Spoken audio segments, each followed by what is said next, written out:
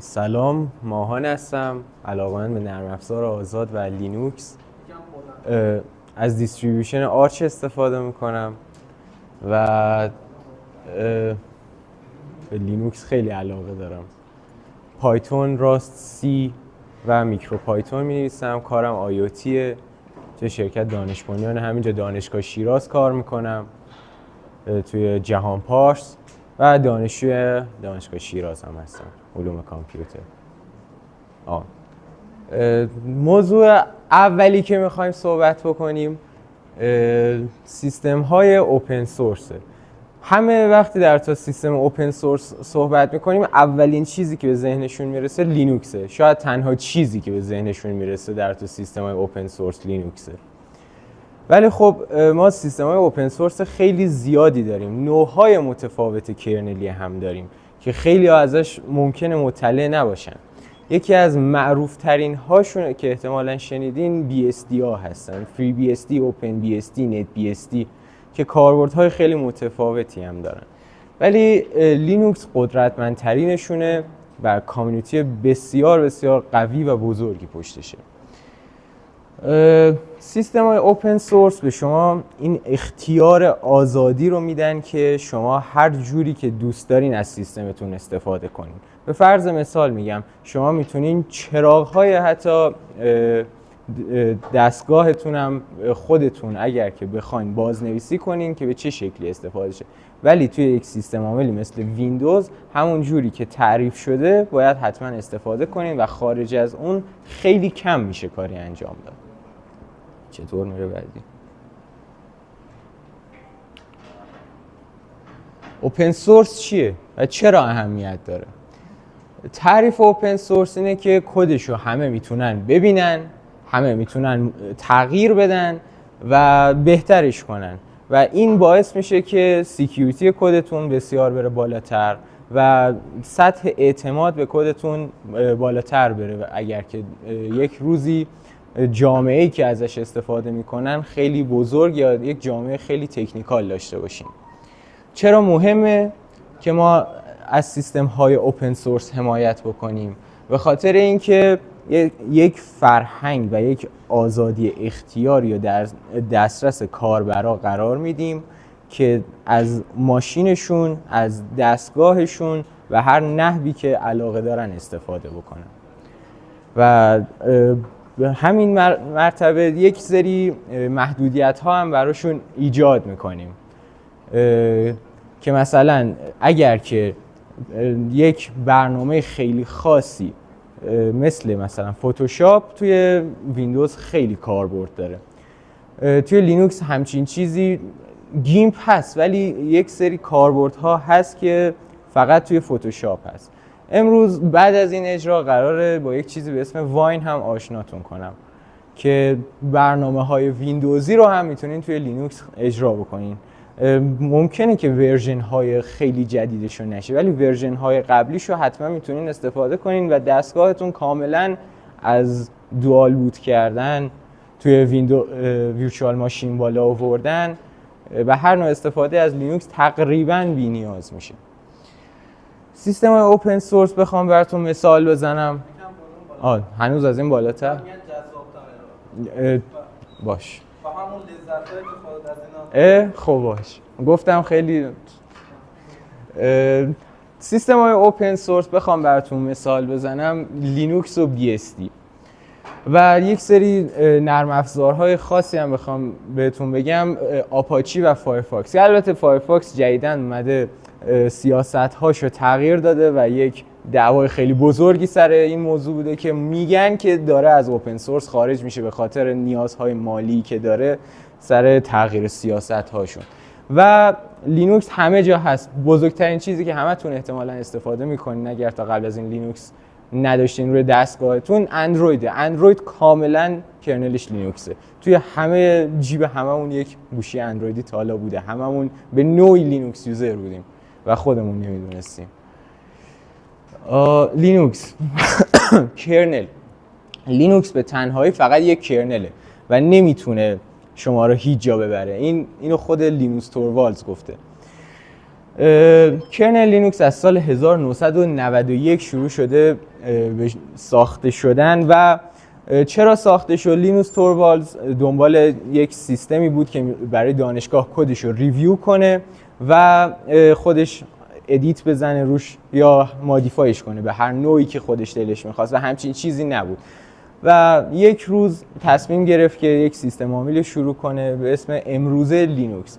ایده اولیه لینوس توروالدز از تلفیق اسم فریک و لینوکس بوده که میشده فریکس و یونیکس. البته فریکس، ولی چه اتفاقی افتاد که به لینوکس تغییر نام داد؟ یک روزی یکی از FTP ادمین های لینوکس اسمشو به اسم این سیستم عامل لینوکس گذاشت و لینوس توروالدز خوشش اومد و نگهش داشت.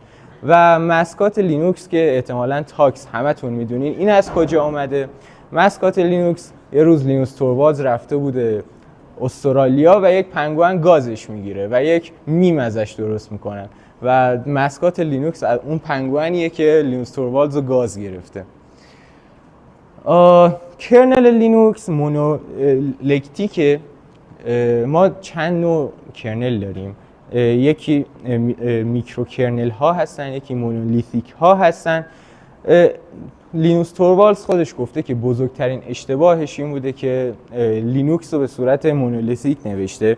مونولیتیک چی کار میکنه؟ میاد مموری منیجمنت، درایورها و یک سری چیزهای دیگر رو توی کرنل اسپیس نگه میداره و بقیه رو همه به یوزر اسپیس شیفت میده که درایورها، فایل سیستم ها همه روی یوزر اسپیس هستن که روی کرنل اسپیس سوار میشن و به شما سیستم رو تحویل میدن.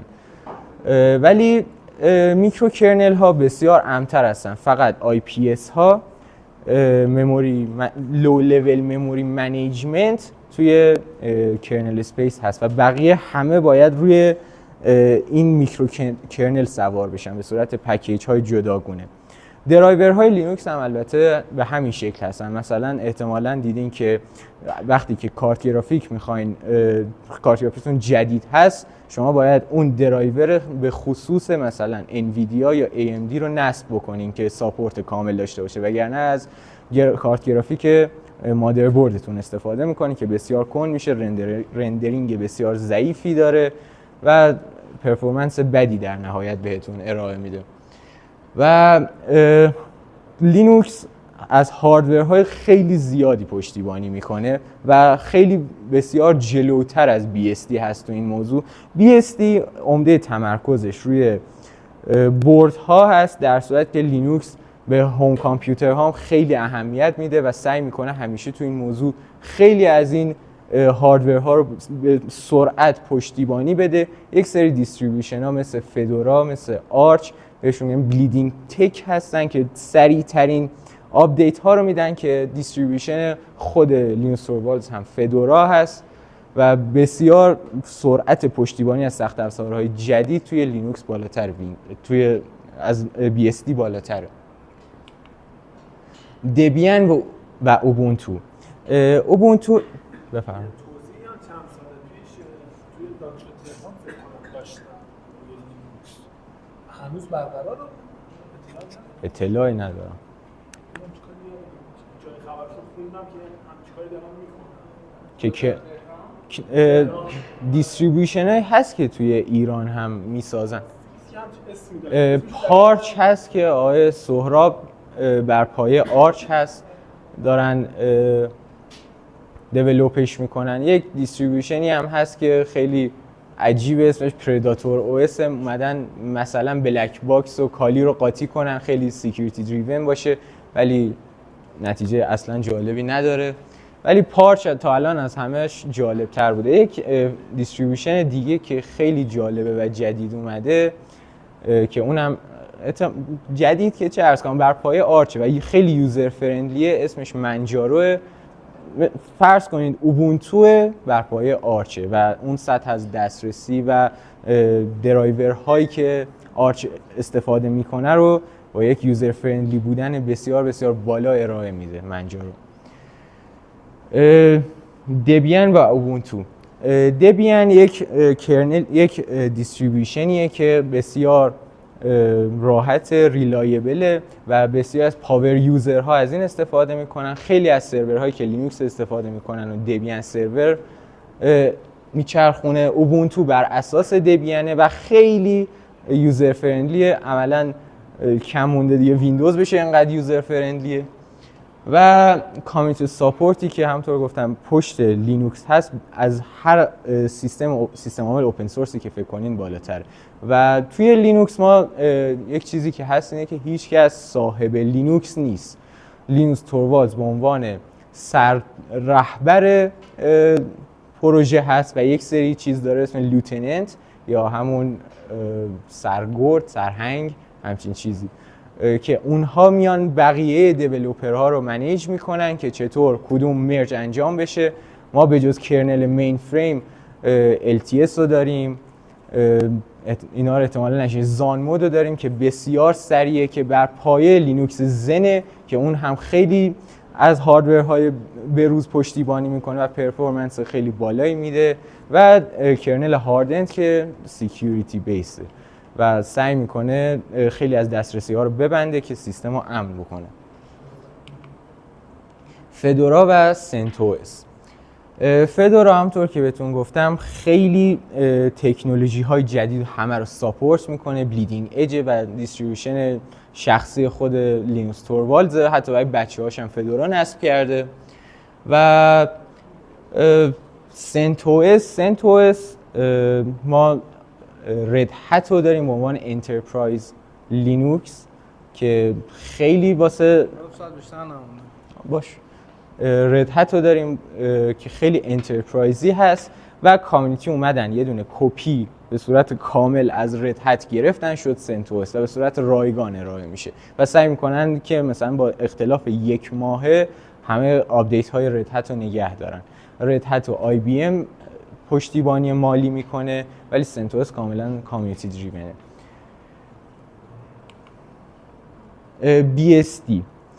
BSD رو احتمالاً خیلی هاتون نشنیدین. BSD برمیگرده به دانشگاه برکلی، همون جایی که یونیکس رو اولین بار ساختن و یونیکس لایک BSD هم یک سری دیستریبیوشن این هم داره، فری BSD، نت BSD و اوپن BSD.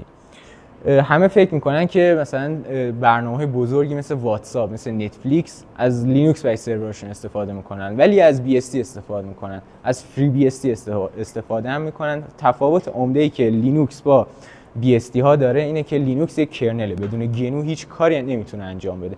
اگر که جلیبسی نبود، کور یوتیلز ها نبود، کامپایلر ها نبود، شل نبود، لینوکس یک کرنل خالیه که فقط سخت افزار رو منیج میکنه که مموری منیجمنت داره، IPS داره. ولی BSD به صورت یک OS کامل به شما ارائه میشه و مک OS رو بر اساس BSD نمیشن، کرنل داروین کاملا بر اساس BSD، پلی استیشن 2 3 4 5 سیستم عاملشون بر اساس BSD، ایکس باکس بر اساس BSD و تمرکز BSD بر اینه که خیلی به صورت مینیمال از سخت افزارها مخصوصاً بوردها ساپورت انجام بده. BSD همونطور که بهتون گفتم یوز کیسش برای امبدد سیستما هست، فایروالا هست و چیزی که توش تخصص هم داره روی سکیوریتی.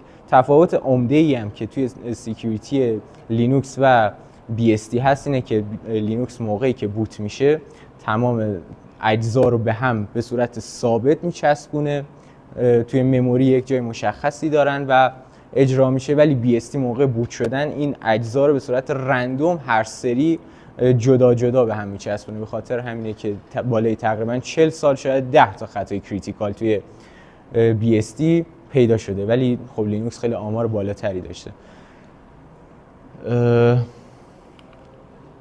اندروید بفرمایید. این ماژولار هستش که مثلا اگر آقا ارور توی یه پارتی به وجود آره ماژولار هست، ولی لینوکس تمرکز بسیار بالاتری رو ماژولار بودن سیستم عامل داره نسبت به BSD. همونطور که میبینی BSD خیلی مینیمال تر از حتی لینوکس هست از نظر کرنل خاطر همین منیج کردنش براشون راحت‌تره، چون که به صورت کامل سیستم عامل رو یک جا ارائه میده. BSD هم مونولیتیکه.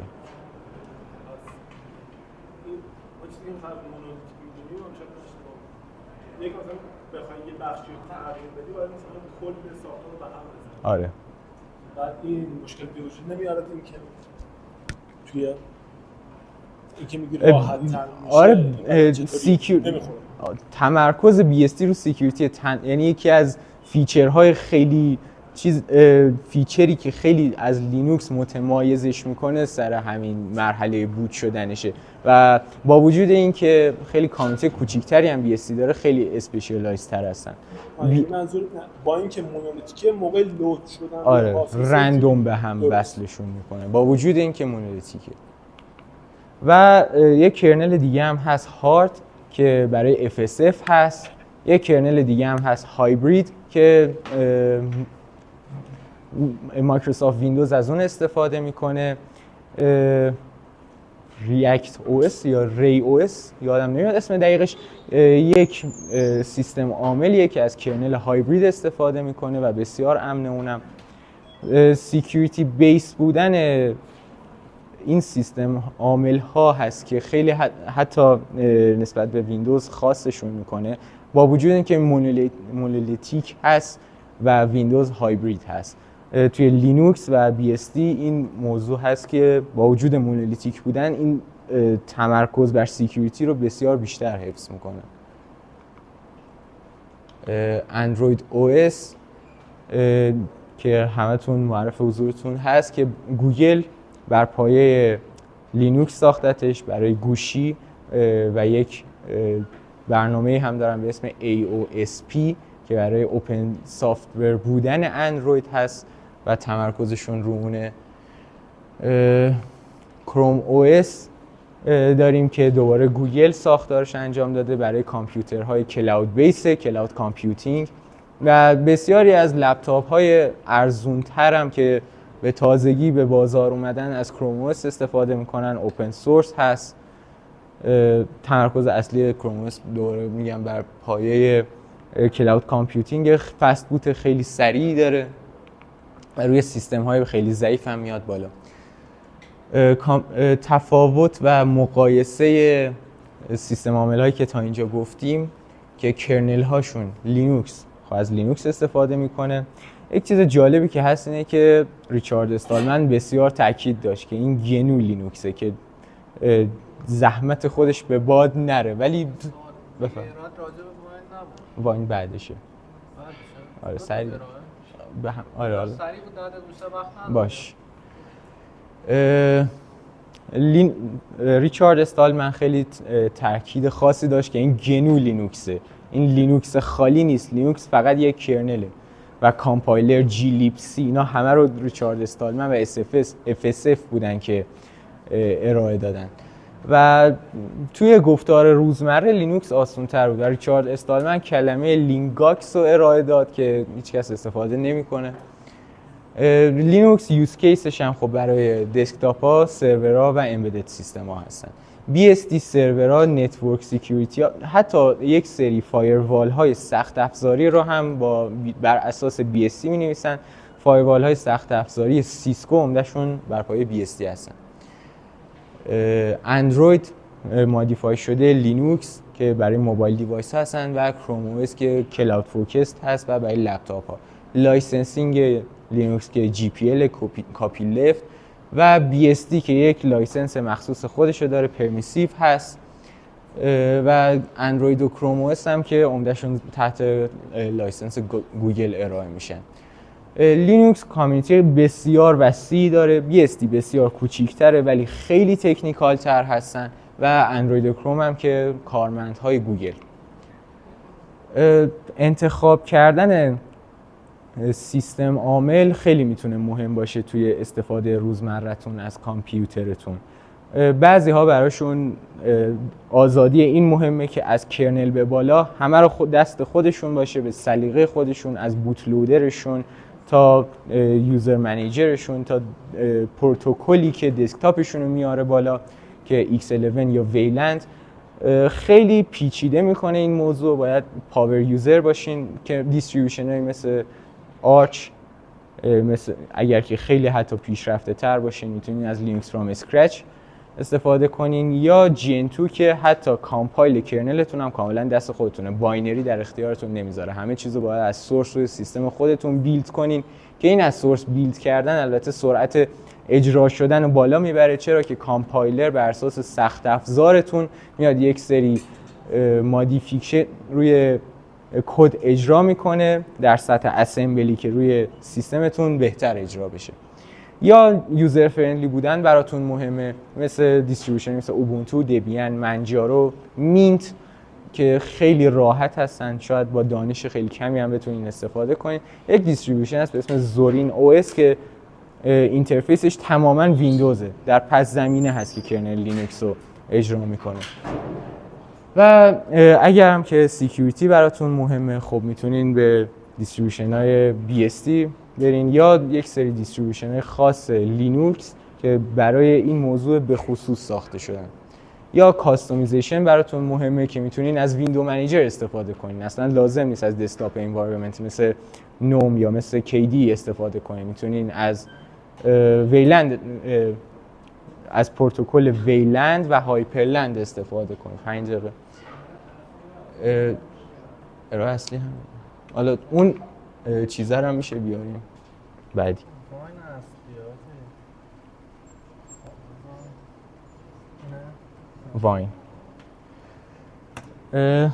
واین یک لایه سازگاری با لینوکسه که کاری که میکنه اینه که API ها و سیستم کال های ویندوز رو در لینوکس به صورت مجازی میاره بالا و به خاطر همین میتونین برنامه های ویندوزی DLL ها، اکزیکیوتبل ها رو توی لینوکس اجرا بکنین. واین یک سایت داره به اسم واین HQ که میتونین ورژن هایی که واین ساپورت میکنه که بتونین روی لینوکس نصب کنین و استفاده کنین. مثلا یک مثال خیلی سادهش میتونه بازی مایند سویپر باشه که حتی با واین دیباگر میتونین در سطح اسمبلی تمام API کال های بین کد اکزیکیوتبل ویندوز و سیستم کال های لینوکس رو تریس بگیرین و کدش رو حتی توی مموری دستکاری بکنین و آزادی کامل در این لایه بهتون میده. شما میتونین از مپ مموریتون گرفته دامپ بگیرین، توی مموری ساعتتون رو تغییر بدین، پولتون رو تغییر بدین. برای کرکرها اگر که باشن خیلی میتونه جالب باشه که تمام API کال ها و رد و بدلشون رو ببینن. واین میتونه یک سولوشن، یک راه حل باشه براتون که نیازتون رو از ویندوز به مینیمم برسونه، اگر که برنامه خاصی باشه که فقط روی ویندوز اجرا میشه. سوالی؟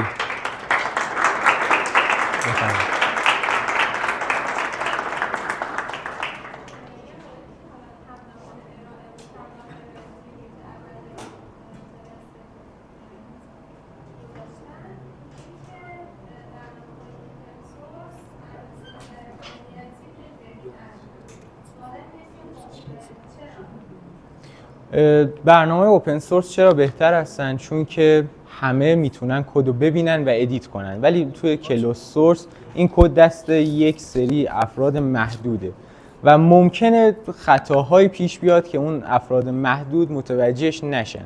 ولی اگر که کدتون در دسترس باشه و همه هر روز بتونن ببیننش، این مودیفیکیشن هایی که ارائه میدن ممکنه توی کدتون باشه. شما میگین که مثلا کدمون رو بدیم بیرون، چطور ممکنه دورش نزنن اگر که ما مثلا یک سطح خاصی از سکیوریتی باشه و یک برنامه‌ای باشه که بالا باشه. برنامه هایی که معمولا مهم هستن رو اوپن سورس نمی کنن، مثل پورتال های بانکی دست یک سری افراد خاص میمونه که اونها هستن که فقط میتونن مودیفایش بکنن. برنامه اوپن سورسی که معمولا ارائه میدن برنامه هستن که روزمره استفاده میشه برای همه و سطح تأثیری روی دیتابیس خاص ندارن. مثلا میگم دوباره پورتال‌های بانکی اگر که اوپن سورس بشه 1% یکی بتونه یک باگی این وسط پیدا بکنه که همینطوری هم پیدا میکنن، البته نیازی به این نیست، میتونه سطح دسترسی کریتیکال بگیره و خیلی وحشتناک میشه. هر برنامه‌ای نباید اوپن سورس بشه، ولی برنامه اوپن سورس برنامه بهتری هستن.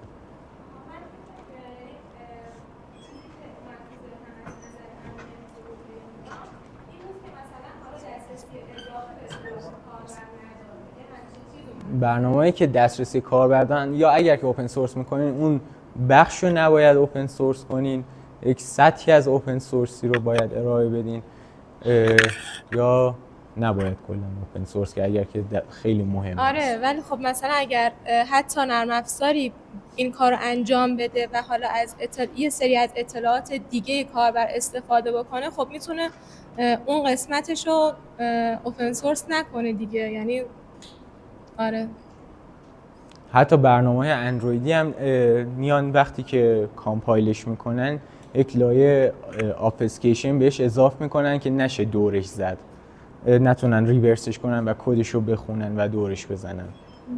درست. بعد همین واین گفتین یه توضیح هست که کرنلش توضیح نیست، یک لایه هست، یک لایه کامپابیلیتیه که میاد یک برنامه میتونیم بهش بگیم که توسط اون برنامه‌های ویندوزی رو میشه روی لینوکس اجرا کرد. آها مرسی ممنون. سوال دیگه تمام.